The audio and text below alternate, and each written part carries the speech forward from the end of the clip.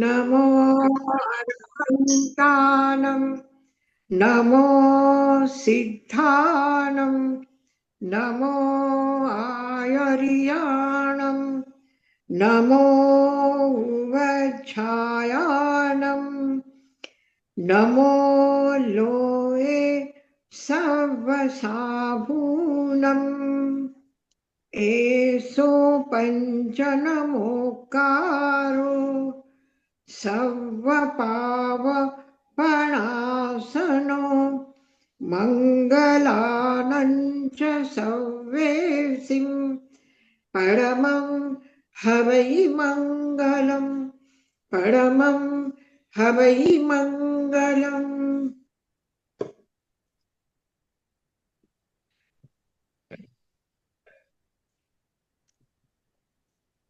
બતેલ વંદામી યશાજી મહારાજ, હા આપણે હા હા લાસ્ટ ટાઈમ તમે ગાથા લીધી હતી ને, તો એમાંથી જે ગાથા શરૂઆત કરી હતી, ગાથા નંબર 30, એ જરાક હા થોડુંક રીકેપ સમજાવી લેજો ને. હા હાજી હાજી હાજી. હા હા. આ સંસાર સાથે જે આત્મા નો સંબંધ થાય છે કે આપણા જીવનનો સંબંધ થાય છે, અને સંબંધ કયા માધ્યમથી થાય છે, તો આત્માનો ડાયરેક્ટ શરીર સાથે કે શરીરના ઇન્દ્રિયો સાથે કે ઇન્દ્રિયોના વિષયો સાથે કોઈ સંબંધ નથી. એકદમ બે સ્વતંત્ર છે. એક ચૈતન્ય છે, એક જળ તત્વ છે. પણ આ બંને જ્યારે સાથે આવે છે ત્યારે શું થાય છે કે જે આપણી ઇન્દ્રિયો છે એ ઇન્દ્રિયો બાહ્ય જગતના એના જે વિષયો છે, ઇન્દ્રિયો કામ કરે છે. શું કામ કરે છે? બધા વિષયોને ગ્રહણ કરે છે. કાન શબ્દ સાંભળે છે, આંખ રૂપ જુએ છે, નાક ગંધ સૂંઘે છે, જીવવા રસને ચાખે છે, અને આપણી સ્પર્શેન્દ્રિય છે એ સ્પર્શને અનુભવ કરે છે. એટલે આખા દુનિયાનું જ્ઞાન આ 5 ઇન્દ્રિય અને એના માધ્યમથી જે જુદા જુદા વિષયો ગ્રહણ કરે છે એનાથી એ જાણે છે.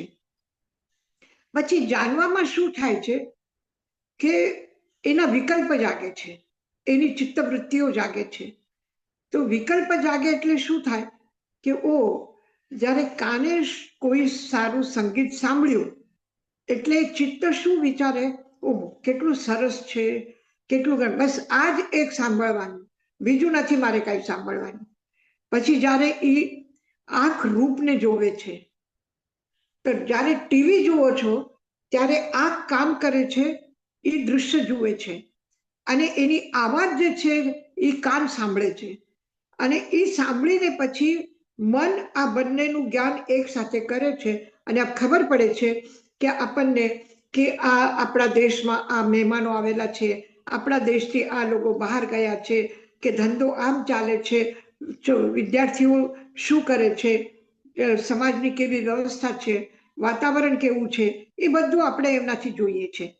પણ જોઈને રહી નથી શકતા એટલે શું? આપણે એમાં કરીએ, ના ના મારે આ જ ચેનલ સાંભળવું છે, મારા આ જ ગીતો સાંભળવા છે. પછી સાથે જે બેઠા છે એ બોર થાય છે, એ કહે છે ના આ ચેનલ નહીં, બીજું ચેનલ લગાડો. પછી નહીં આ જ જોઈએ, તો એ કે નહીં આ જ જોઈએ. પછી આપસમાં ઝઘડા થાય, પછી એક જણો ગુસ્સો કરીને વયો જાય, તો પણ બીજો મજા કરે છે, એ જુએ છે. તો આ જે બધી પ્રતિક્રિયા છે, આ શું છે કે એક વ્યક્તિને એક દૃશ્ય, એક સિરિયલ, એક આવાજ, એક ધ્વનિ, એક સંગીત એની પકડ આવી જાય, અને એ પકડ આવવાના કારણથી રાગ દ્વેષ પેદા થાય કે મને આ જ જોઈએ, આ રાગ, અને તારું તું જે કહે છે એ મને નથી ગમતું, આ દ્વેષ. તો રાગ દ્વેષ પેદા થયા એટલે શું થાય છે? એ એના ઉપર નિયંત્રણ કરી નથી શકતા કે કઈ વાંધો નહીં, તમે થોડી વાર જોઈ લો, હું ત્યાં સુધી કામ કરી લઉં, પછી મારું કામ પૂરું થઈ જશે, પછી હું જોઈશ. તો એવી રીતે સમજદારી નથી આવતી, અને એ પોતાના ઇન્દ્રિયોનો નિગ્રહ નથી કરી શકતો કે દર વખતે હું મારું જ ચલાવું. એને પણ સાંભળવાનું જોઈએ, એની પણ રુચિ છે, એનું પણ ટેસ્ટ છે, એ વિચાર નથી કરતા. તો આ તો એક નાનો સાધારણ દાખલો છે. તો એવું આપણા જીવનમાં કેટલું થતું હોય છે, કેટલું થાય છે, બરાબર થાય છે. આપણે પોતાના મન સાથે પણ થાય છે, બીજા કોઈ વ્યક્તિ ન હોય તો પણ મન સાથે થાય છે કે એક મન કે છે ના ના આ વખતે થોડું છે ને આરામ કરી લઈએ, ડોક્ટરે આરામ કરેલું છે, કે ના આટલું સરસ જોવાનું છે, આ મૂકીને ક્યાં આરામ કરે, નહીં મારે તો ટીવી જ જોવી છે. તો આ પોતાના મન સાથે પણ આ દુવિધા ચાલે છે. અને એનું કારણ શું છે, શું કામ દુવિધા છે, કે આ જોવાનું કામ ઇન્દ્રિયોના જે વિષય છે એના પ્રત્યે જે આસક્તિ છે એ છોડી નથી શકતા, એ કારણ છે. અથવા એ કારણ છે કે મને ગમતું નથી, આ નથી જોતું ઘરમાં, આ આવું નથી ચાલવું. તો આ બધું રાગ દ્વેષના ખેલ ચાલે છે, બરાબર. અને એમાં આપણી આત્મા ફસાઈને રહે છે. એટલે શું કે છે કે ઇન્દ્રિયોના નિગ્રહ કોણ કરી શકે? ઇન્દ્રિયો છે પોતપોતાનું કામ કરશે. તમે ગમે તેમ કહો, રસ્તાથી ચાલો છો, તમે કહો છો નહીં જે સારું છે એ જ મને જોવાનું, ખરાબ નહીં જોવાનું. પણ રસ્તામાં કોઈ લડાઈ કરતા હોય, કોઈ એકબીજાને ગાળો દેતા હોય કે કંઈક થતું હોય તો આપણે જોયા વગર રહી નથી શકતા. આંખ ખુલ્લી છે, કદાચ આંખ બંધ કરશું, પણ કાન કેવી રીતે બંધ કરશું?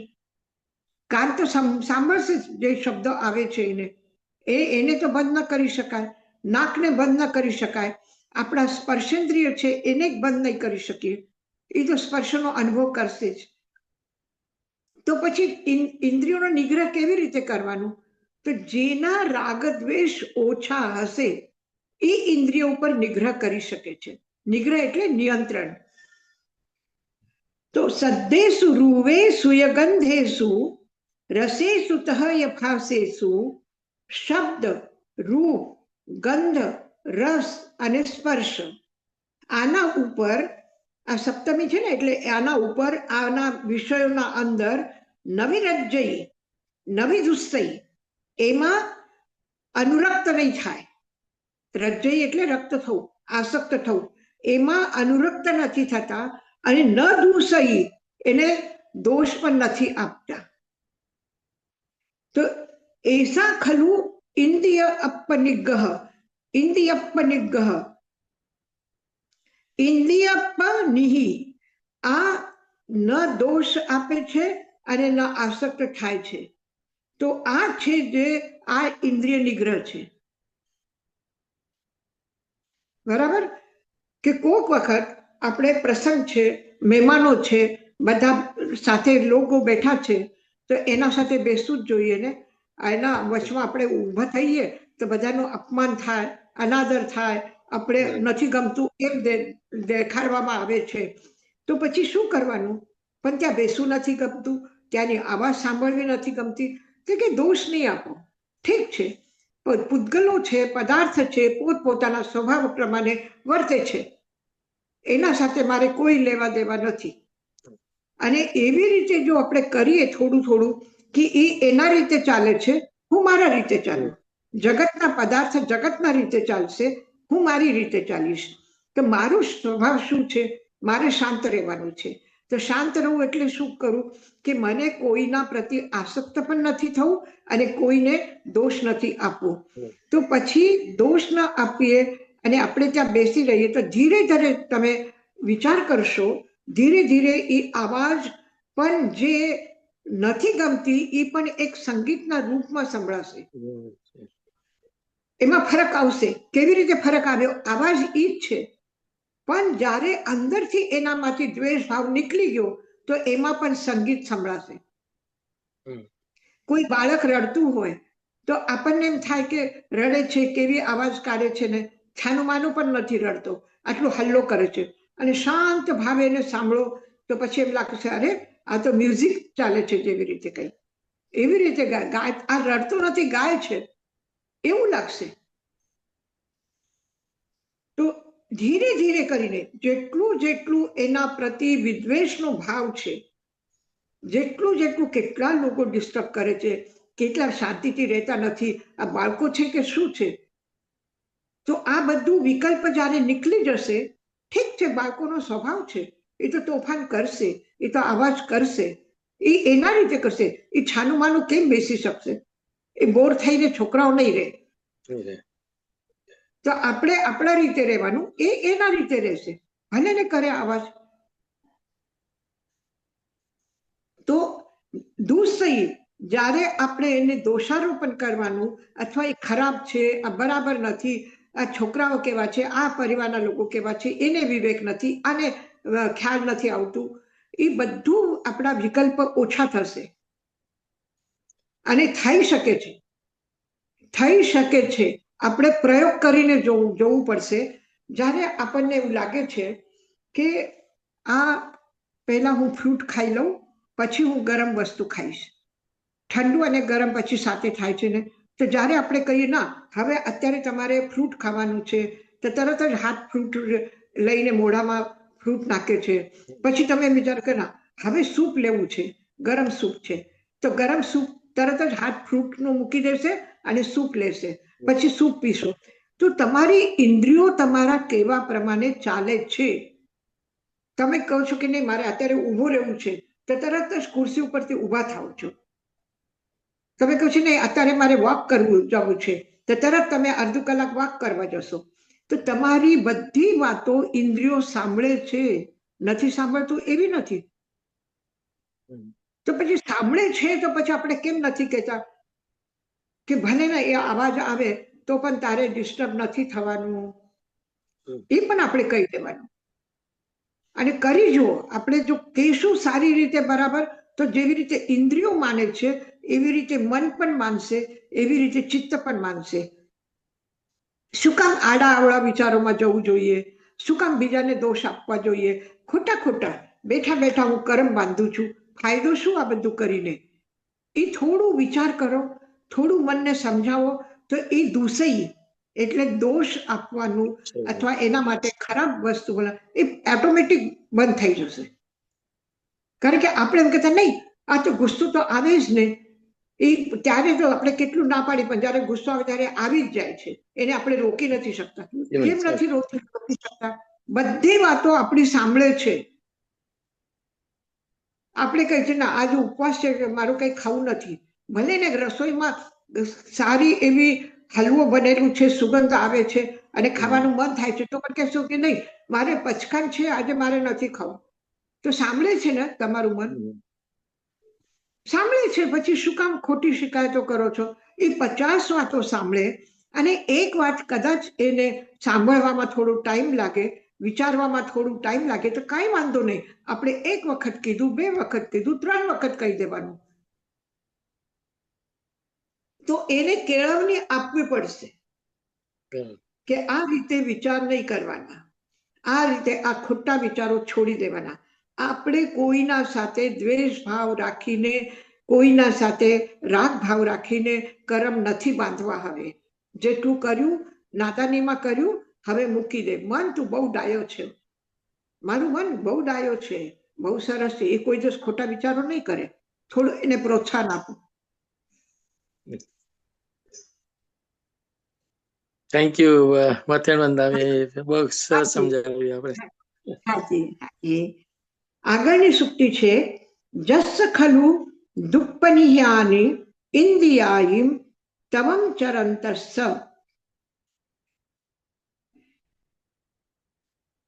સોહિરઈ અસહિનેહિમ સારહીવ તુરંગેહિમ. કોઈ લંડનમાં તો વિક્ટોરિયા છે ને બહુ, તો વિક્ટોરિયામાં બેઠા છે અને એના ઘોડા ચાલે છે. અને કોઈ એવો વિક્ટોરિયા ચલાવવાળો વ્યક્તિ છે કે એ પોતાના મનથી નથી ચાલી શકતો, એ ઘોડા જેમ જાય છે, જે બાજુમાં આવી જાય છે, એનું નિયંત્રણ કરી નથી શકતો. તો સારહીય તુરંગેહિમ, તુરંગ એટલે ઘોડા અને સારહી એટલે સારથી. જે ઘોડાના વશમાં પડ્યા છે સારથી, અસહિનેહિમ હિરઈ. તો આવા સારથી શું થાય છે કે આવા જે સારથીની વાત સમજતા નથી, માનતા નથી, એવા ઘોડા સારથીને ઊંધે રસ્તે લઈ જાય છે, ભટકાવે છે. તો એવી રીતે જસ્સ ખલુ દુપ્પનિયાનિમ ઇન્દ્રિયાયિમ તવમ ચરંતસ્સ.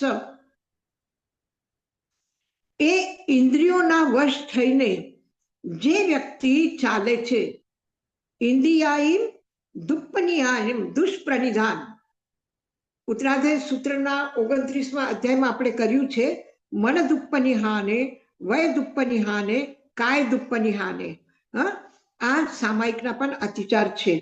તો જે મનના દુષ્પ્રનિધાન એટલે મનને ખરાબ જગ્યા ઉપર લગાડી રાખે છે, ખોટા વિચારોમાં લગાવી રાખે છે, ઇન્દ્રિયોના વિષયોમાં આસક્ત થઈને રહે છે. તો એ દુપ્પનિહાયમ ઇન્દ્રિયાયમ ઇન્દ્રિયોના દુષ્પ્રનિધાનમાં વિચરણ કરે છે. તસ્ય ખરું, એના માટે ઇન્દ્રિયોને વશ કરવું બહુ મુશ્કેલ છે. કેવી રીતે? જેવી રીતે દુષ્ટ ઘોડાના વશ થઈને સારથી રસ્તા ઉપરથી ભટકી જાય છે, અથવા જેવા તેવા ઘોડા ભાગે છે તો વિક્ટોરિયા તૂટીને ભાંગીને પડી જશે. તો એવી સ્થિતિ મનુષ્યની થાય છે કે એટલા ક્રોધમાં આવિષ્ટ થઈ જાય, કોઈક વાત કરે તો એના ઉપર એટલું ગુસ્સો, કોઈની વાત શાંતિથી સાંભળે નહીં. જે પણ એના સારા માટે પણ કહીએ કે આમ ન કરાય, આમ ન બેસાય, આવી રીતે કહો, આ દવા લો, આ ડૉક્ટર ના પાડી છે, તમે પથ્ય પાલન કરો, ખોટી વસ્તુ નહીં ખાઓ જે તમારા તબિયત માટે સારી નથી. તો એના ઉપર એ ગુસ્સો કરશે કે હું ખાઉં છું, તમને ગમતું નથી, તમે મારી સેવા કરતા નથી, તમે મારું ધ્યાન રાખતા નથી, જે ભાવે એ જ ખાય ને, ન ભાવે કેવી રીતે ખવાય? તો આ જે શું છે, ઇન્દ્રિયોના વશમાં આવી ગયા. પછી ઇન્દ્રિયોના વશમાં આવી ગયા તો પછી કોઈ સારી વાત કરે તો પણ એના ઉપર ખોટું લાગે, તો પણ આપણે એનું ખોટું લગાડીએ, મન દુઃખી થાય. અને સારી વાત વિચારતા નથી કે મારા તબિયત માટે કહે છે, કે મારા હિત માટે કોઈ કહે છે તો મને ન કરવું જોઈએ. તો એ નહીં, તો એના આધીન થઈ ગયા, ઇન્દ્રિયોના આધીન થઈ ગયા. તો પછી એ ઘોડાના આધીન થઈ ગયા તો રથનો જે સારથી છે એ કેવી રીતે સન્માર્ગ ઉપર ચાલી શકે? એ તો ઊંધે રસ્તે જ જશે, ભટકી જશે. તો એવી જ રીતે ઇન્દ્રિયોના વશમાં થયેલા સાધકો સંસારના માર્ગે જાય છે, સંસારથી વિપરીત દિશામાં શાંતિના માર્ગ ઉપર લઈ જશે. જસ્સ ખલુ દુપ્પનિહાનિમ ઇન્દ્રિયાયિમ તવમ ચરંતસ્સ. તો આ રીતે ઇન્દ્રિયોના વિષયમાં આધીન થઈને, દુષ્પ્રનિધાન કરીને, ખોટી રાગ દ્વેષમાં પોતાના ઇન્દ્રિયોના વિષયોમાં આસક્ત થઈને જેની ચિત્તવૃત્તિયા કરે છે, ઇન્દ્રિયોના વશમાં થઈ જાય છે ચિત્ત, એ વ્યક્તિ જેવી રીતે ઘોડાના આધીન થયેલો સારથી હોય અને એ ઘોડા ઉપર નિયંત્રણ ન કરી શકે અને જેમ ફાવે ત્યાં એને ઘોડા લઈ જાય, તો એ પ્રમાણે સાધકની, વ્યક્તિની, મનુષ્યની સ્થિતિ થાય છે. અને સંસારમાં દૂષણ ન આપીને, સંસારને ખોટું ન કહીને, બધી વાત ભગવાનની આપણા પોતા માટે કેમ આવે છે કે તમે આમ કરો, તમે આમ કરો, પણ એમ નથી કહેતા કે સંસારમાં આવું છે, સંસારને ન કરવું જોઈએ. ક્યાં પણ એક પણ વચન એવું નથી કે જ્યાં એમ કહ્યું હોય ભગવાન કે સંસારમાં લોકોને આમ ન કરવું જોઈએ, આમ ન કરવું જોઈએ, એ બધા તારું નુકસાન કરે છે, તું તારું સમજી જા. એમ નથી કીધું. એને કીધું કે જો તું તારા પર નિયંત્રણ નહીં કરે તો તારી હાલત આ થશે. સંસારમાં ઘણા બધા ઘોડા છે, દુષ્ટ ઘોડા છે, અને પછી એના ઉપર બેસીને તું યાત્રા કરીશ તો તારી યાત્રા સારી નહીં થાય. તને ઘોડામાં વશમાં રાખતા આવડવું જોઈએ. તમે કાર ચલાવો અને તમારું નિયંત્રણ એના ઉપર ન રહે, તમે કંટ્રોલ નહીં કરી શકો, બ્રેક યોગ્ય સમયે યોગ્ય જગ્યા ઉપર બ્રેક નહીં લગાડી શકો અને બ્રેક ફેલ થઈ ગયું હોય તો એક્સિડન્ટ થતા વાર લાગશે. બીજી સામેથી ગાડી નહીં પણ આવે તો પણ તમારી જ ગાડી ઊંધે રસ્તે જઈને ક્યાંય ભટકાઈ જશે. તો બીજાને ક્યાં સુધી આપણે દોષ આપીએ? સંસારને ક્યાં સુધી આપણે ખરાબ કહીએ?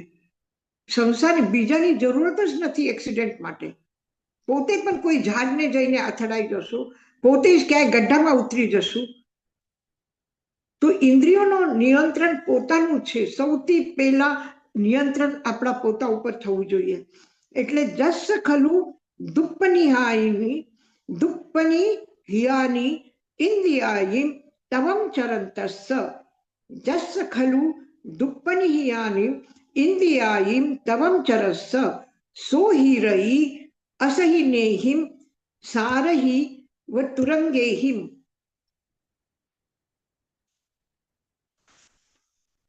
આગળની સુક્તિ છે 35મી.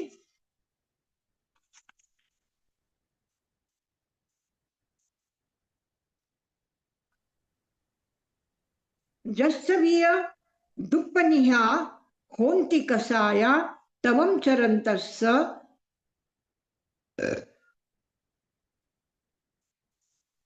સો બાલ તવસ્સીવીય ગયન્નાન પરિશ્રમમ કુનઈ. એક હાથીનું ઉદાહરણ આપ્યું છે, બહુ સરસ આપ્યું છે. ગયન્નાન પરિશ્રમમ કુનઈ. એ હાથીના સ્નાનનો પરિશ્રમ કરે છે. હાથી શું કરે છે કે નદીમાં જઈને ખૂબ પાણી લે છે, કલાકો સુધી પોતાના દેહ ઉપર પાણી નાખે છે પોતાના. અને કેટલું પ્રકૃતિનો કેવો સરસ સુંદર રૂપ છે ને.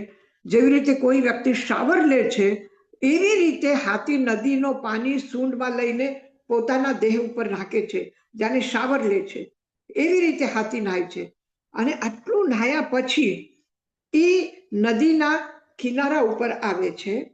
અને પછી શું કરે છે, નદીની જે બાલુ છે, રેતો છે, એ રેતામાં જઈને રેતું લઈને પાછું પોતાના દેહ ઉપર નાખે. તો આ ગજ સ્નાન કેવું કહેવાય?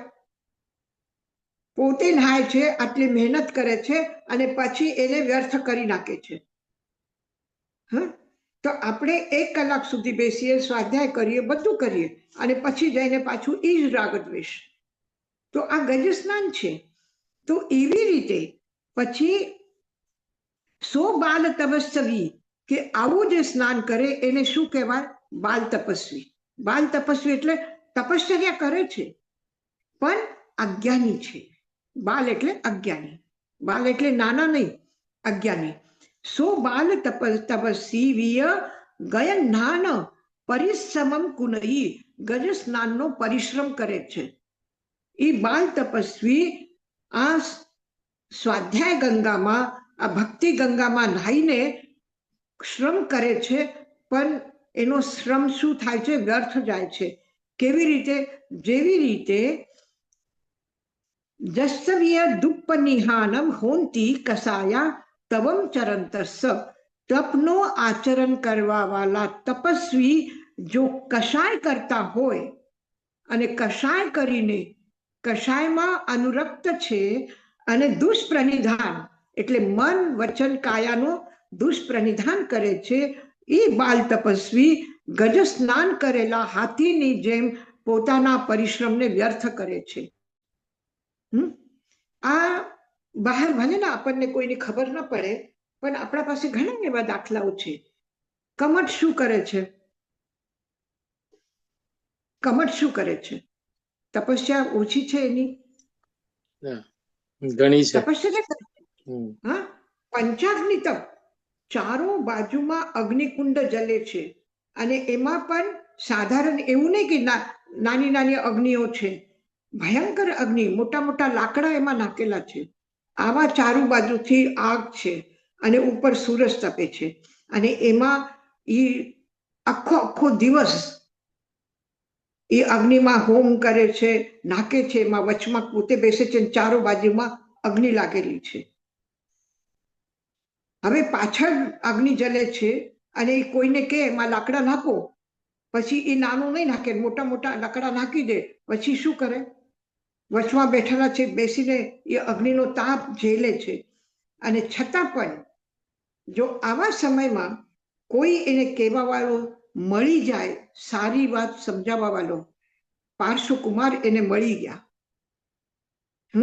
પાર્શ્વકુમાર એક તરફ લાકડામાં સર્પ યુગલ જલે છે અને પાર્શ્વકુમાર એને કહે છે કે તું કષ્ટ તો ઘણું કરે છે, ગજ સ્નાન કરે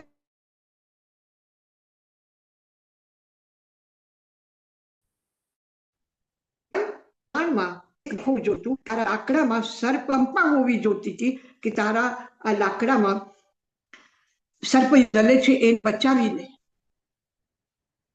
તો પોતાને એમ નહીં કીધું કે આ ખોટું તપ કરે છે કે તું અગ્નિ બુઝાવી દે, એમ નથી કીધું. એને કીધું બીજા પ્રાણી જે મરે છે, બીજા પ્રાણીને જે તકલીફ થઈ રહી છે એને તો તું ઓછું કર. પણ નહીં, એ તો ઉલટું લે છે, એના કશાય જાગે છે એના વાતથી. એ કહે છે અહો કષ્ટમ પુનઃતત્વમ ન જ્ઞાયતે. તું કષ્ટ તો ઘણું કરે છે, તારું તપ ઘણું મોટું છે, પણ તત્વ જ્ઞાન એટલે બીજાની આત્મા છે એને પણ સુખ દુઃખ છે, એને પણ સુખ પ્રિય છે. અને તે જે લકડા નાખ્યા છે આ અગ્નિમાં, એમાં સર્પ યુગલ જલી રહ્યું છે. એ પોતાના ભૂલથી નથી જલી રહ્યા, કોના નિમિત્તના કારણથી જલી રહ્યા છે. તો પછી એ નિમિત્તથી તારા પાપ બંધાય છે. પણ નહીં, એને એ સમજ ન આવી. એ કે છે તું મારો આટલા બધા લોકો ચારો તરફમાં હજારો લોકો એના દર્શન માટે આવેલા છે, પોતે રાજમાતા એના દર્શન માટે આવી છે. પાર્શ્વકુમાર કઈ એના માટે નહોતા ગયા, એના માનો આગ્રહ હતો, વામા દેવીનો આગ્રહ હતો કે ના બેટા ચાલ, ઘણા મોટા તપસ્વી આવ્યા છે, એમનો આશીર્વાદ લઈએ. અને માને કોઈ કહેવા વાળા મળે કે આ બહુ સારું છે અને તમારું કલ્યાણ થશે, ના લઈ લો, તો બસ પછી માને શું જોઈએ?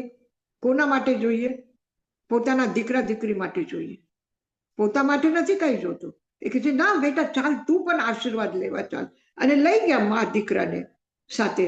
અને આ આટલી સભાના વચમાં એક બાળક આવીને કહી દે કે આ તમારું તત્વજ્ઞાન નથી, તમારામાં આ સર્પયુગલ જલી રહ્યું છે, આ ખોટું થઈ રહ્યું છે. આટલી પ્રસિદ્ધિ પામે છે, આટલા લોકો દર્શન માટે આવે છે, અને એમાં એક નાનો બાળક કે આ તમે ખોટું કરી રહ્યા છો, તો શું થાય? અપમાન અને એના અહંકારને ઠેસ લાગી, એટલે ક્રોધ અને ક્રોધાધિષ્ટ થઈને ઊભા થઈ ગયા અને જોર જોરથી રાડો પાડીને બોલવા લાગ્યા અને ધડામથી પડી ગયા. આટલો ગુસ્સો કે ગુસ્સા ઉપર ઇન્દ્રિયોનો શું કંટ્રોલ કરે, શરીર ઉપર એની ચેતનાનો કંટ્રોલ ન રહ્યું, એ ઊભા ન થઈ શક્યા, પડી ગયા. અને પડીને શું થઈ ગયું? ખતમ થઈ ગયા. મારી આટલું ઉગ્ર કઠોર તપ છે અને એટલું જ ઉગ્ર ક્રોધ છે, એટલું જ કઠોર અહંકાર છે, અને એના લીધે શું થાય છે? દુઃખની હાને એના તપને પણ એને દુષ્પ્રનિધાન કરી દીધું. મનનો, વચનનો, કાયાનો. કાયા કાપે છે, વચન એકદમ તીવ્ર કટુ બોલે છે, અને મન ક્રોધથી આવિષ્ટ થઈ ગયું છે. આવા દુષ્પ્રધાનના કારણથી એ તપ છે, પણ અજ્ઞાનીનો તપ છે, એ જ્ઞાનીનો તપ નથી. બાલ તપસ્વી, એ બાલ તપસ્વી છે અને ગંગા સ્નાનનો પરિશ્રમ કરે છે, ગજ સ્નાનનો પરિશ્રમ કરે છે. આટલું સ્નાન કરીને પાછું કશાયના રજકન, કશાયના કર્મ પરમાણુ એ બધું છાંટી લે છે પોતાના દેહ ઉપર. એવા ગંગા સ્નાનનો પરિશ્રમ કરીને કર્મ બંધ કરે છે. તો આવા બાલ તપસ્વી કશાયના લીધે શું થાય છે? કશાયના લીધે તપને વ્યર્થ કરે છે, અને પછી સ્વર્ગમાં જઈને વિચારે છે કે હું ક્યાં આવ્યો, અને આ સાધારણ દેવલોકમાં મારા જેવો આટલો મોટો તપસ્વી, આટલી કઠોર તપશ્ચર્યા કરવા વાળો, એને તો ઊંચા દેવલોકમાં જવું જોતું હતું, આ નાના દેવલોકમાં કેમ આવ્યો હું? પાછું ત્યાં પણ પાછું ક્રોધ કરે છે, સ્વર્ગના સુખનો અનુભવ નથી કરતો. શું કરે છે? કોના લીધે આ કારણ, કોના કારણથી થયું? મને ક્રોધ આવ્યું એ નહીં, પણ મને ક્રોધમાં આવિષ્ટ કરી દીધું, મારામાં ક્રોધને ઉત્તેજનાને ભડકાવી દીધી. કોને ભડકાવી દીધી? પાર્શ્વકુમારે. તો હું એનો બદલો લઈશ. મારા સુખને ખંડિત કરવા વાળો, મારા સુખને ઓછું કરવા વાળો આ પાર્શ્વકુમાર છે. મારું ક્રોધ છે એ ન વિચાર્યું કે હું એનો પ્રતિક્રમણ કરી લઉં, એ ન વિચાર્યું. અને પાછું પ્રતિબદલો લેવા માટે, એને ડુબાડવા માટે, એને મારવા માટે પાછું આટલું વરસાદ કરે છે, પાછું આ સ્નાન કરે છે, ગજ સ્નાન. એટલી મહેનત કરે છે, આટલું ભયંકર પ્રલય લાવવાની, આ ભયંકર વરસાદ વરસાવવાનું પરિશ્રમ કરે છે. તો આવા જે અજ્ઞાનીઓ છે, આ અજ્ઞાની શું કરે છે કે દુષ્પ્રનિધાન કરીને તપને વ્યર્થ કરી દે છે, તપસ સાધનાને વ્યર્થ કરી દે છે.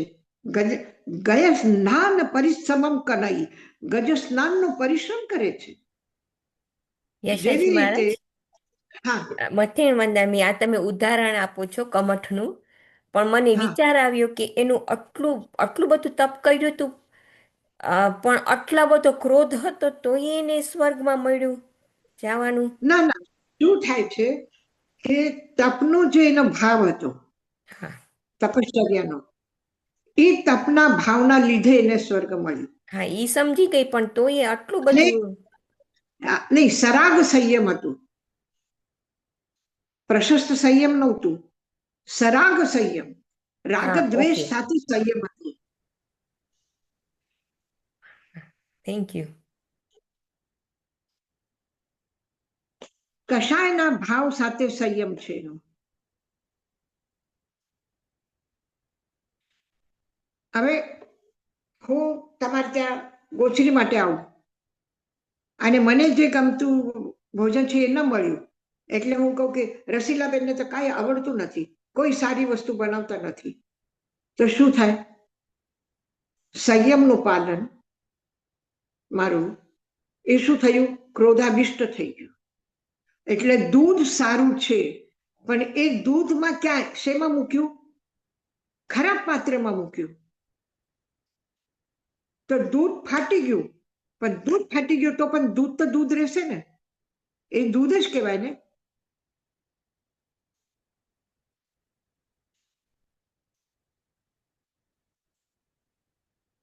સો બાલ તપસ્વીય ગયન નાન પરિશ્રમમ કુલઈ જસ્સવીય ધૂપ નિહાનિયા હોંતિ કસાયા તવમ ચરંતસ્સ સો બાલ તપસ્વીય ગયન નાન પરિશ્રમમ કુલઈ.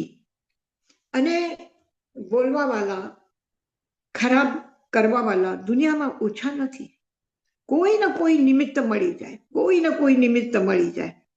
હવે ગજસુકમાલ માટે, હા, ગજસુકમાલ માટે ઓલો જે હતો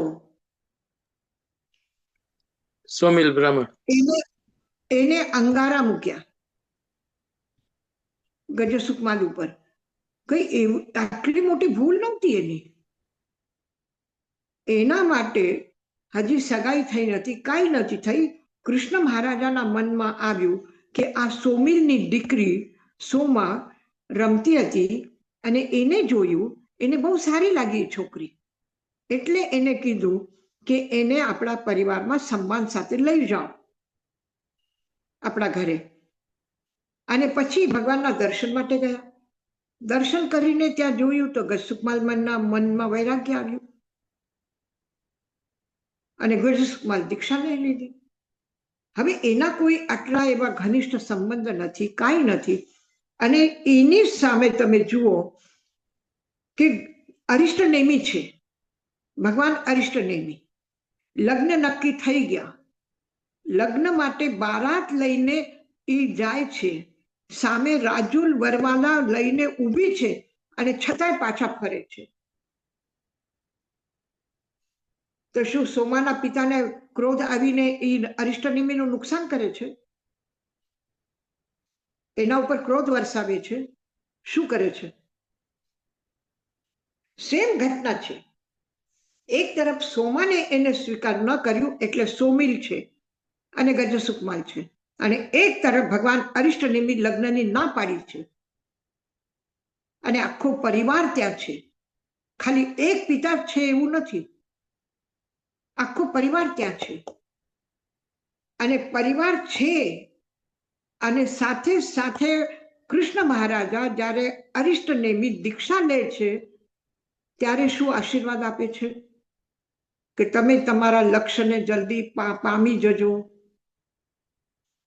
છે કે નહીં ઉત્તરાધ્યયની?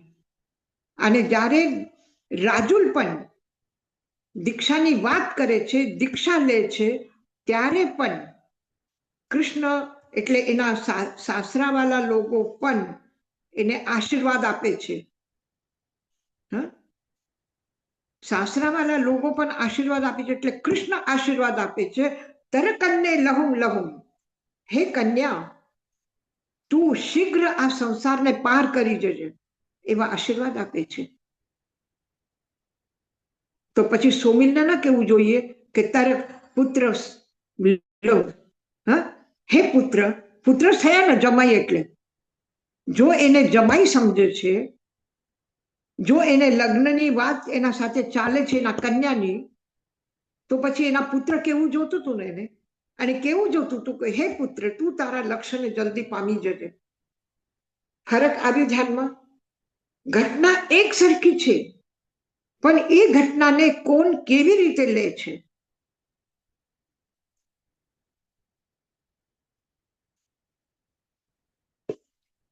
તો સો બાલ તવસી ગયન્નાન પરિશ્રમમ કુનઈ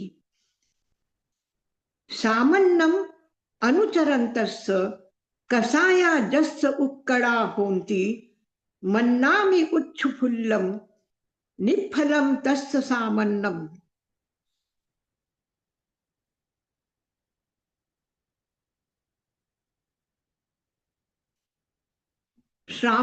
સામન્નમ અનુચરંતસ્સ, દીક્ષા લઈ લીધી, શ્રામન્ય ધર્મનું પાલન કરે છે, પણ એના કષાય ઉક્કડા હોંતી, કષાય ઉદ્દીપ્ત થાય છે, કષાય જાગે છે, ક્રોધની અગ્નિ જાગે છે, અહંકાર જાગે છે.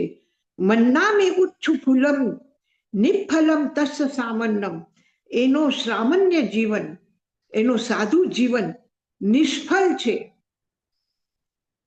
મન્નામી ઉચ્છુ ફુલ્લમ, કેવી રીતે ઉષ્ફળ? કે જેવી રીતે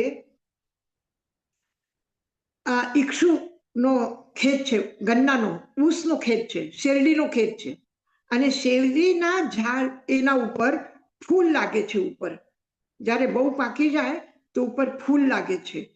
તો ફૂલ લાગવા પહેલા જ શું કરે છે? આ શેરડીને ખેતમાંથી કાઢી લેવામાં આવે છે, અને લાગી ગયો તો એ શેરડીનો રસ પણ ખરાબ થઈ જાય છે અને આ વ્યર્થ જાય છે. તો જ્યારે ફૂલ લાગે, આજે ગુલાબના ઝાડને ફૂલ લાગે કે આમના ઝાડને મંજરી લાગે, ફૂલ લાગે, તો એ વ્યર્થ નથી લાગતા. જ્યાં મંજરી લાગે છે ત્યાં જ કાચી કેરી આવે છે, ત્યાં જ આમના ફળ આવે છે. અને શેરડીનું ફૂલ કેવું છે? શેરડી પહેલા આવે છે, ફળ પહેલા આવે છે, રસમાં મીઠાશ હોય છે, પણ ફૂલ લાગ્યા પછી બધું વ્યર્થ થઈ જાય છે. તો એવી રીતે આ શેરડીના ફૂલની જેમ શ્રામન્ય જીવન એનું વ્યર્થ જાય છે. કોનું? કે શ્રામન્ય જીવનનો પાલન કરતા છતાં પણ જો એને કષાય છે, ઉત્કૃષ્ટ કષાય છે. ઉક્કડા શબ્દ બહુ મહત્વપૂર્ણ છે આમાં, કે ક્ષમા ધર્મનું પાલન કરતાના પણ ક્રોધ આદિ વિષય, ક્રોધ આદિ બધા કષાય, ચારો કષાય, ક્રોધ, માન, માયા, લોભ, ઉક્કડા ઉત્કટ છે, પ્રદીપ્ત છે, એકદમ અગ્નિ જળે છે ક્રોધની, એવા છે. તો એવા વ્યક્તિનો, આવા વ્યક્તિ સાધુનો નિષ્ફલમ તસ્સ સામન્નમ, એનો સામાન્ય જીવન નિષ્ફળ છે. કેવી રીતે નિષ્ફળ છે? જેવી રીતે શેરડી ઉપર લાગેલું ફૂલ વ્યર્થ છે, એવી રીતે આ સામાન્ય જીવન વ્યર્થ થઈ જાય છે. કોણ વ્યર્થ કરે છે એને? સાધુપણો વ્યર્થ નથી, પણ સાધુ પણ આમાં જે કષાય આવી ગયું છે આ વ્યર્થ છે. શેરડી તો શેરડી છે, પણ એમાં લાગેલું ફૂલ જે આવી ગયું છે આ વ્યર્થ કરે છે. તો સામાન્યમ અનુચરંતસ્સ, સાધુ જીવનનો પાલન કરતા છતાં કષાયા જસ્સ ઉક્કડા હોતી, જેના કષાય તીવ્ર છે, મન્નામી ઉચ્છુ ફલમ વ નિફલમ તસ્સ સામાન્યમ, એ ઈક્ષુના ફૂલના જેવું એનો સામાન્ય જીવન વ્યર્થ છે. જેવી રીતે 10મા ગુણસ્થાનથી 13મા ગુણસ્થાનમાં જવું છે, 7મા ગુણસ્થાનથી 10માં આવ્યા, કષાય બધા શું થયા? ત્યાં જો ક્ષમક શ્રેણી કરી લે, એ કષાયનો ક્ષય ત્યાં થઈ જાય તો એક અંતર્મૂર્તના અંદરમાં 11-12મું ગુણસ્થાન પાર કરીને 13મા ગુણસ્થાનમાં આવી જાય છે, કેવલ જ્ઞાન થઈ જાય છે. પણ એ સમયમાં ત્યાં જો સંજલન લોભ આવી જાય, સંજલન એકદમ થોડુંક, જેવી રીતે કોયલા છે, એ રાખ છે, લકડા છે, કોયલા છે, જલી રહ્યા છે, અને જલવાનો આગ ઓછી થઈ ગઈ છે, એના ઉપર રાખ આવી ગઈ છે. પણ ઘણી વખત શું થાય છે કે થોડી રાખ હટાવો તો અંદરમાં એક ચિનગારી હોય છે, થોડીક કોયલો જલતો હોય છે, એમાં અગ્નિ હોય છે, થોડીક અગ્નિ, પણ એ રાખથી ઢકાયેલી અગ્નિ હોય છે. એવી રીતે સંજલન લોભ છે, એ લોભ પ્રગટ નથી થતો, એ ઢકાયેલો લોભ છે, પણ છે લોભ. તો એ જો ઉપશમ હોય, એટલે ઉપશમ એટલે ઢકાયેલો છે. જેવી રીતે પાણીમાં કચરો નીચે રહી ગયો અને પાણી ઉપર એકદમ સાફ છે, ક્લીન છે, પી શકો છો એવું છે. પાણીમાં આપણે ફીટકડી ફેરવી લીધી અને ફેરવીને એમને મૂકી દીધી તો કચરો જે છે એ પાણીમાં નીચે બેસી જાય છે અને શુદ્ધ પાણી ઉપર આવે છે.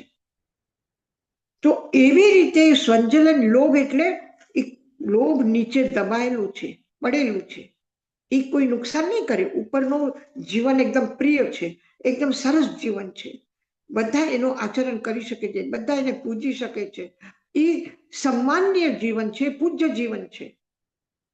10મા ગુણસ્થાનનું જીવન કેટલું છે? 5મા ગુણસ્થાનમાં શ્રાવક છે, એ પણ વ્રતધારી છે, એ સન્માનીય જીવન જીવે છે. 6ઠ્ઠા ગુણસ્થાનમાં સાધુ જીવન છે, એ પણ પૂજાય છે. અને 7મામાં તો અપ્રમત્ત થઈ ગયા, પ્રમાદ પણ વયો ગયો, પણ કષાયનો સૂક્ષ્મ અંશ રહી ગયો. તો એ પણ શું કરે છે? જો ઉપશમ છે અને રાખ હટી ગઈ, અગ્નિ ઉપર આવી ગઈ, એવી રીતે અંદરથી નીચેનો કચરો ઉપર આવી ગયો અને એ નીચે ધડામથી 4થા ગુણસ્થાનમાં, અને ત્યાં જો કર્મનો ક્ષય કરે તો તરત જ એ મોક્ષ કેવલ જ્ઞાન પામે.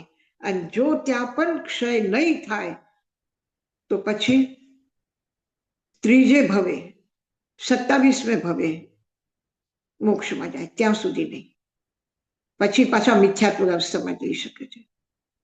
તો એ થોડુંક પણ હોય કષાય, તો એ પણ આટલું બધું સામાન્ય જીવનમાં, જે સામાન્ય જીવન અપ્રમત્ત થઈ ગયું છે, તો પણ એ કષાયનો એક નાનો અંશ પણ આટલું તકલીફ આપે છે, જે બહાર કોઈને ખબર પણ નહીં પડે. એ સંજલન લોભની બહારમાં કોઈને ખબર પણ ન પડે એવું લોભ છે. અને આ જો ઉત્કૃષ્ટ કષાય હોય તો એના પરિણામ શું થશે? તો એના પરિણામ એવા છે કે આખું એનો સામાન્ય જીવન વ્યર્થ થઈ જાય. હાજી બોલો. મધ્યાન વંદામી મધ્યાન વંદામી એ જે સંજ્વલન લોભ હોય, એ સાધકને ખબર પડે કે આ અંદરમાં પડ્યું છે કે ખબર જ ના પડે? જયારે ઉદયમાં આવે ત્યારે જ ખબર પડે? એની શપથ શ્રેણી થાય છે કે ઉપશમ થાય છે, એ ખબર પડે કોઈને? પોતાને ખબર પડે? પોતાને કદાચ થોડું એવું થાય કે હવે મારા મનમાં એમ વિચાર આવે કે હું જો આમ ન કરું તો લોકો મને શું કહેશે, મારા યશ પ્રતિષ્ઠાને ધક્કો લાગશે, આમ થશે. હું વિચાર કરું છું, પણ મને વિચાર કરતી વખતે એ ખ્યાલ નથી આવતો કે આ મારો સંજલન લોભ છે. એને લોભનો વિચાર કર્યો, પણ લોભ ઉદયમાં આવ્યો છે એટલું ત્યાં વિવેક છે કે નહીં હું કઈ કહે. જો વિવેક હોય તો તરત જ એને ક્ષપક શ્રેણી કરી શકે છે, પણ એ નીચે આવે ત્યાં સુધી એને ખબર નથી પડતી. પછી ભલે ચોથામાં આવ્યા પછી પાછું એ અફસોસ કરશે કે એને શુદ્ધ કરશે. એ જે સંજલન લોભ જાગ્યો છે એને નિષ્ફળ કરશે, આ કચરો કાઢી નાખશે ચોથા ગુણસ્થાનમાં, તો પાછું એ જ ભવે એ અંતર્મૂર્તમાં કેવલ જ્ઞાન પામી શકે છે.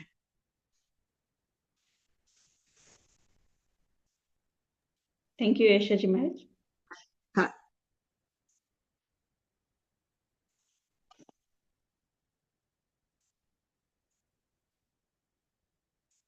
તો યશાજી મહારાજ રમણ, આમાં હાજી, તો પણ જો એને હજી અવેરનેસ ના આવે તો એ છેક હા.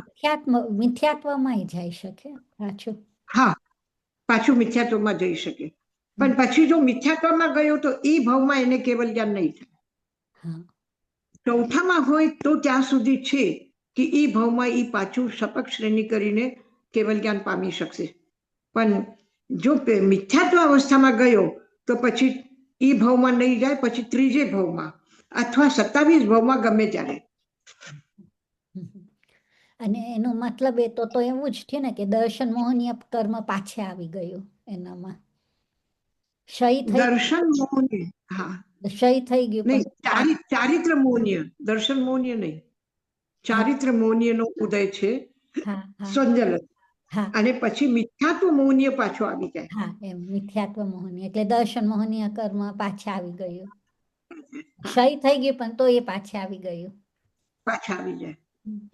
Okay, thank you. મતેન Yes, યશાજી મહારાજ, જો ત્યાં આગળ જો જીવ શાહિક સંકિત પામેલો હોય તો પછી ચોથા ગુણસ્થાન નીચે એ ન પડે ને? નહીં, શાહિક સમ્યક્તિ હોય તો ન જાય. શાહિક સમ્યક્તિ હશે તો સીધું ઉપર જશે. બરાબર. પણ શું થાય છે, કદાચ જેવી રીતે રાજા શ્રેણિક છે, શાહિક સમ્યક તો થઈ ગયું એને, પણ એ નરકમાં ગયું. કેવી રીતે નરકમાં ગયું? એનું શાહિક આયુષ્ય પહેલા સંકિત બંધ થઈ ગયું. એના આયુષ્યનો બંધ શાહિક સમ્યક તો થવા પહેલા થઈ ગયું, એટલે ઈ જ ગઈ.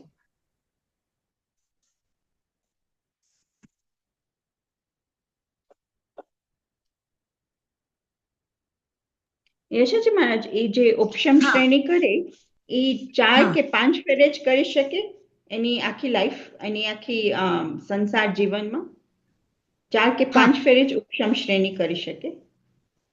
ના ના, ઉપશમ શ્રેણી 10મા ગુણસ્થાનમાં છે. હા, એટલે કેટલી ફેરે થઈ શકે કોઈની લાઈફમાં? હા, એક જ ફેરે થાય કે પછી વધારે થઈ શકે? તમે પાછા ઉપશમમાં જાઓ, પાછા પડો, પાછા જાઓ, પાછો પડો, એવી રીતના થઈ શકે? ના, એક જ વખત, એક વખત નીચે આવે ઉપશમ શ્રેણી કરીને, અને ઈ જીવનમાં પાછું એક ચાન્સ મળશે એને, વધારે નહીં. એક ચાન્સ મળશે કે ઈ પાછા ઉપર જઈને શપક શ્રેણી કરે તો મોક્ષ. અને જો ઉપશમ શ્રેણી શપક શ્રેણી નહીં કરે, ઔક્ષમિક ભાવમાં જ રહે, તો પછી મિથ્યાત્વમાં જશે.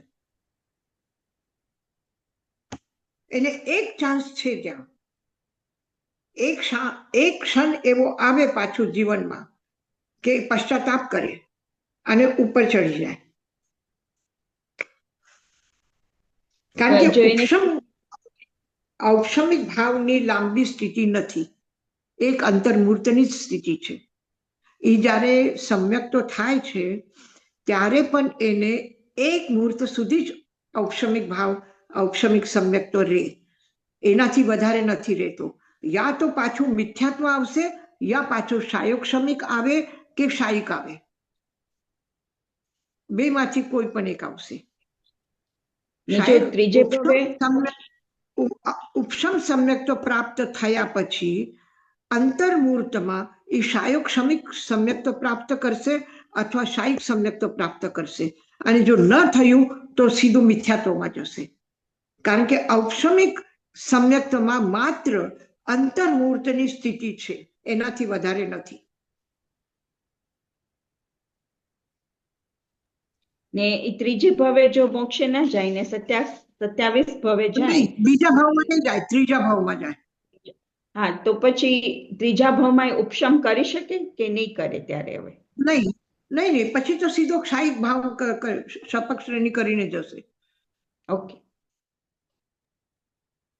એટલે આપણને આ મથન વંદામી યશાજી મહારાજ હું સમજવાની કોશિશ કરું છું કે ભવો ભવ ફર્યા રાખીએ છીએ તો એક ભવમાં તમને ઉપશમ શ્રેણી થઈ પણ તમે પાછા પડી ગયા, તો તમને બીજા ભવમાં પાછી ઉપશમ શ્રેણી થઈને પાછા પડી જાવ એવું થઈ શકે? નહીં નહીં ના, નહીં, ના. એક જ વખત ઉપશમ શ્રેણી થાય સંસારમાં હોવ તો. એટલે જે આ જે ભવનું જે ચક્કર છે ને, આ હા. 6ઠા ગુણસ્થાન સુધી છે. પાંચવામાં પણ ભવનો થઈ શકે છે, 6ઠામાં પણ થઈ શકે છે, પણ 7મું એક વખત પ્રાપ્ત કર્યું તો પછી એનું સીધું ઈ જ ભાવમાં મોક્ષ છે. 7મું પાર કરે તો 7વાની સ્પર્શના ઘણી વખત થઈ શકે છે.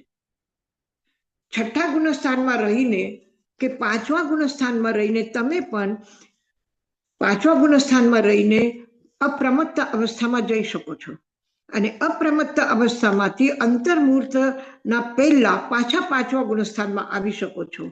એક સાધુ 6ઠ્ઠામાંથી 7મામાં જઈ શકે છે, અને અંતર્મૂર્તની પહેલા જ એ પાછો 6ઠ્ઠામાં આવી જશે. એટલે 6ઠ્ઠો અને 7મું આ ગુણસ્થાન એક ઝૂલાની જેમ છે કે ઝૂલા ઉપર તમે આ બાજુમાં ચડો તો થોડી વાર ત્યાં રહીને પાછા નીચે આવવું જ પડશે તમને, અને યા તો પછી ઉપર ચડો તો સીધા ઉપર ચડી જાઓ 10મામાં. પણ એક વખત 10મામાં ગયા તો પછી મોક્ષ. અને ઔક્ષમિક, ત્યાં પણ ઔક્ષમિક ભાવ આવ્યા, સંચલન લોભ આવી ગયો તો પાછા નીચે આવશો, પછી પાછા ઉપશમ શ્રેણી નહીં થાય.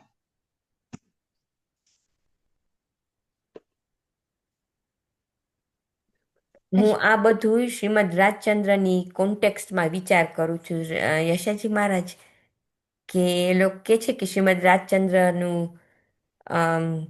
10 કે 11મા ગુણસ્થાનમાં પહોંચી ગયા હતા, ત્યાંથી પડ્યા હતા નીચે, અને એમાં મહાવીર ભગવાનના સમયમાં હતા ને ભવો ભવ કેટલા કાઢીને. એટલે હું વિચાર કરતી હતી કે આટલા બધા ભવ પાછા કાઢ્યા એમ.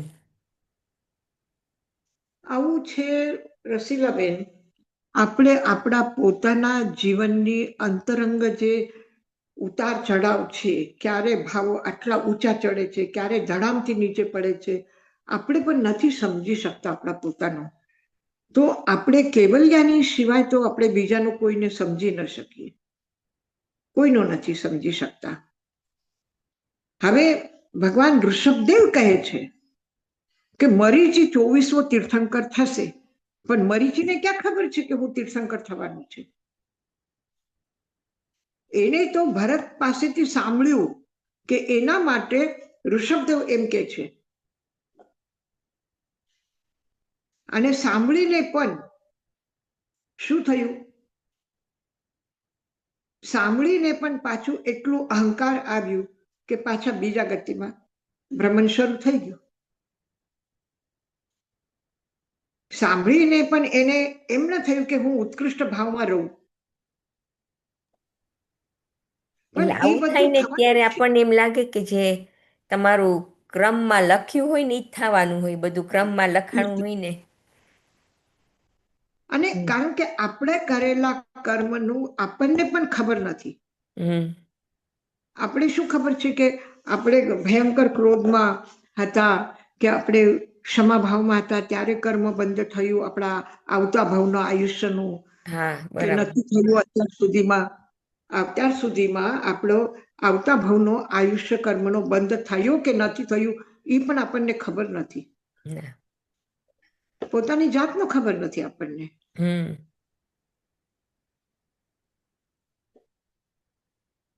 થેન્ક યુ યશાજી મહારાજ. યશાજી હા, મહારાજ, એક જ પ્રશ્ન છે હા કે 10મા ગુણસ્થાન સુધી શાયિક સમ્યક્ત્વ કે શાપશમિક સમ્યક્ત્વ બે જઈ શકે 10મા ગુણસ્થાન સુધી? હા હા બે. અચ્છા. નહીં, શું થાય ના છે?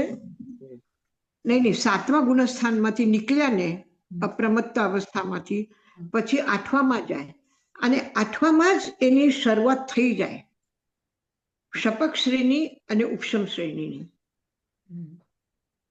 એ જેવી રીતે એક વ્યક્તિ ઈ જ ભાવમાં મોક્ષ જવા વાળો છે, અને આ સીધું એક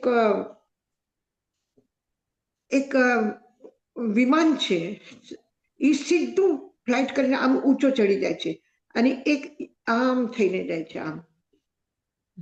તો એની જે બંનેની જે સ્થિતિ છે એ 8માં જ નક્કી થાય છે કે આ સીધું જશે કે આ ઝોલા ખાવતા જશે.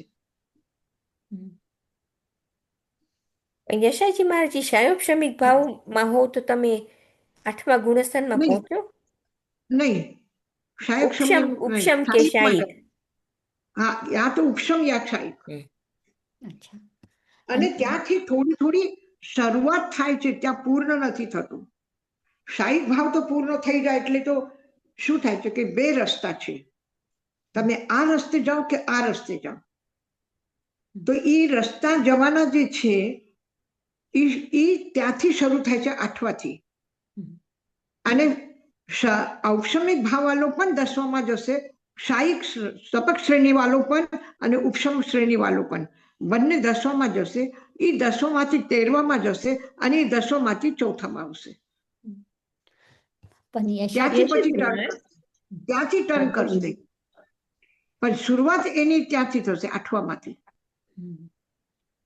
યશાજી મહારાજ, તો પછી હા. જે શાયિક સમ્યક તો હોય એ જ શ્રેણી માંડી શકે.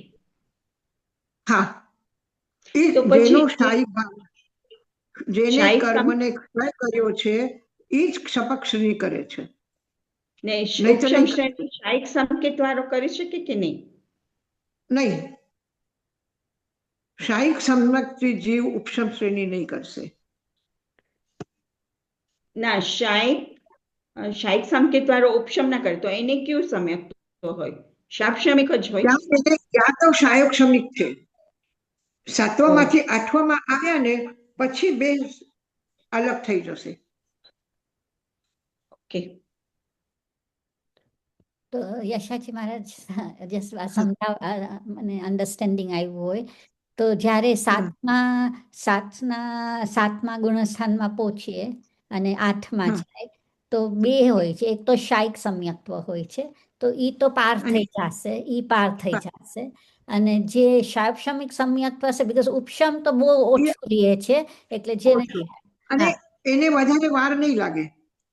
એ 7મા ગુણસ્થાનમાંથી નીકળીને ઉપશમ શ્રેણી કરીને નીચે પડવામાં એક મુહૂર્તના અંદર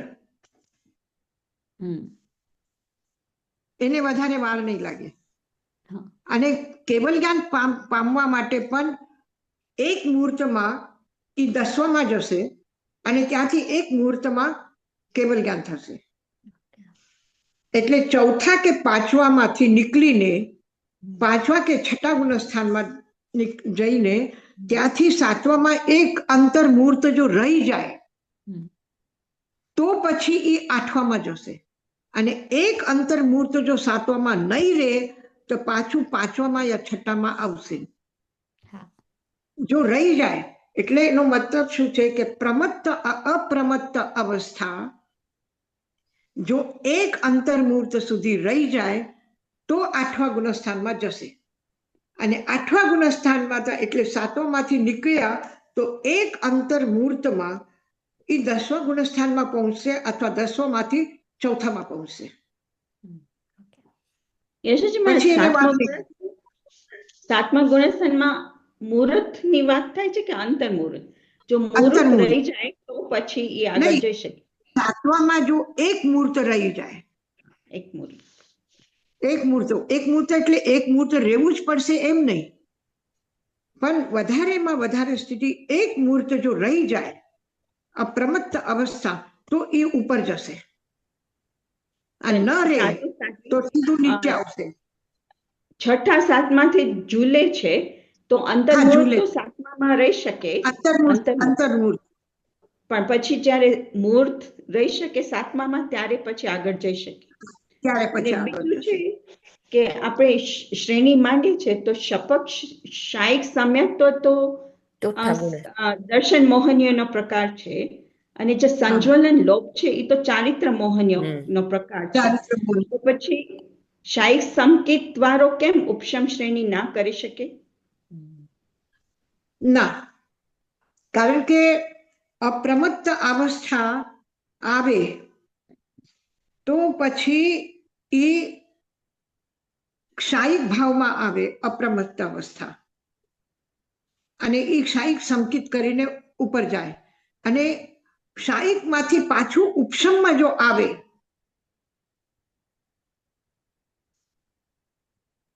પણ ઉપશમ ચારિત્ર મોહનીય થાય છે, એ થઈ શકે કે નહીં? ઔક્ષમિક ચારિત્ર નથી, ઔક્ષમિક સમ્યક તો છે, ઔક્ષમિક ભાવ છે, ઔક્ષમિક ચારિત્ર નથી. આપણે ઔપશમિક ચારિત્ર કહીએ, સમ્યક્ત્વ અને ચારિત્ર. આપણે તત્વાર્થમાં સમ્યક્ત્વ. કીધું ઔપશમિક ભાવ બે છે, સમ્યક્ત્વ અને ચારિત્ર. એટલે ચારિત્ર મોહનીય અને ઉપશમ થાય એમ. હા હા.